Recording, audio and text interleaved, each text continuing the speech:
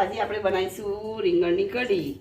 સૌ પહેલાં આપણે પેન મૂકીશું, પછી અંદર નાખીશું તેલ અને પછી એમાં નાખીશું રાઈ. રાઈ ફૂટે એટલે પછી આપણે નાખીશું હિંગ. હજુ થોડી વાર છે, રાઈ ફૂટી નથી. રાઈ ફૂટી જાય પછી હું હિંગ અંદર નાખીશ. માટે બોર મરચાં લીધા, પછી મીઠા લીમડાના પત્તા લીધા અને આ પેસ્ટ બનાવી છે. એમાં મેં મેથી, લીલી મેથી, ધાણા, મરચાં અને લસણ, સૂકું લસણ એ ટીચી અને એનો મસાલો બનાવે છે. એમાં હળદર, ધાણા જીરું બધું મિક્સ કરી દીધું છે. પછી મેં લીલી ડુંગળી લીધી છે, મેથી લીધી છે અને કોથમીર લીધી છે. કોથમીર લાસ્ટમાં નાખવાની. પછી હવે હું વઘાર કરીશ. રહી ચલો, હવે રહી ફૂટવા લાગી છે.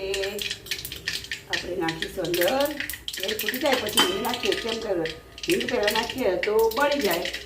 તો થોડી વાર રહી ફૂટી જાય ને પછી હિંગ નાખવાની.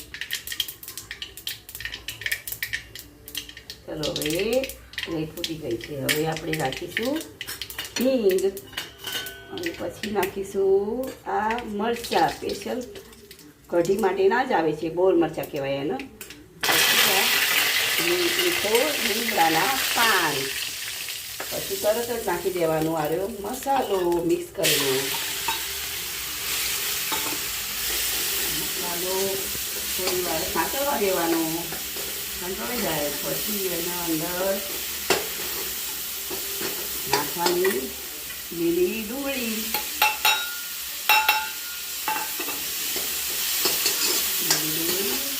અને પછી નાખીશું આપણે મેથી.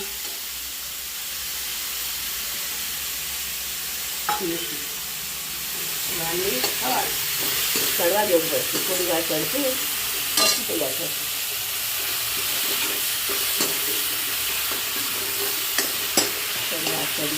થોડી વાર ચડવા દેવું પડશે. ડુંગળી ખરી ને તો થોડી વાર લાગો. થોડી ડુંગળી, લીલી ડુંગળી છે એટલે થોડી ચડી જાય. મસાલો બધું કમ્પ્લીટ થઈ જાય પછી એની અંદર નાખી દેવાની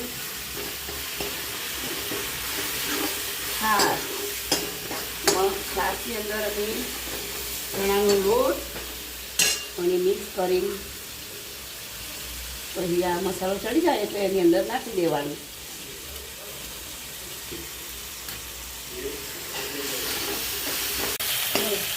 ચલો, આપણો મસાલો ચડી ગયો છે એટલે હવે એની અંદર આપણે આ લોટ નાખી અને ચણાનો અને છાશને મિક્સ કરી નાખીશું એ અંદર નાખી દઈશું.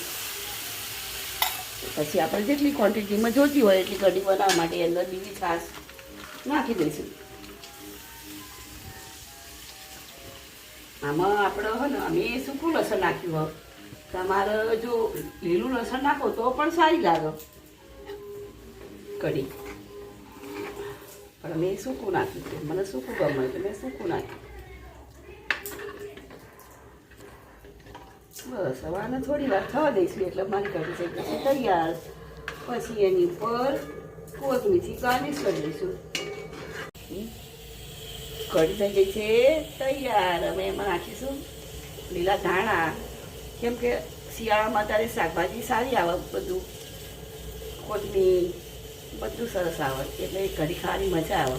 અને કઢી બની ગઈ છે અને હવે હું બનાવું છું એની જોડે ખાવાની મજા આવે બાજરીના રોટલાની. હવે બનાવીશું અમે બાજરીનો રોટલો. અને રોટલો, બાજરીનો રોટલો હવે બહુ ભાવે એટલે અમે હવે બંને માટે એક રોટલો બનાવીશું બાજરીનો અને બીજા ઘરના માટે અમે થોડી રોટલી બનાવી દઈશું.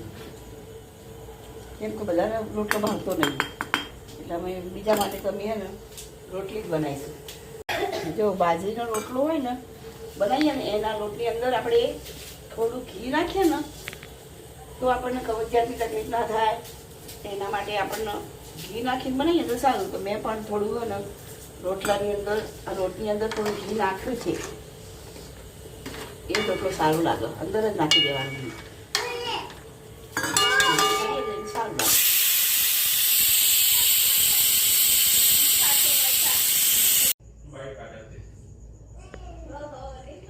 ચલો ચલો ગેસ બંધ કરી દઈએ. રોટલો તૈયાર થઈ ગયો છે.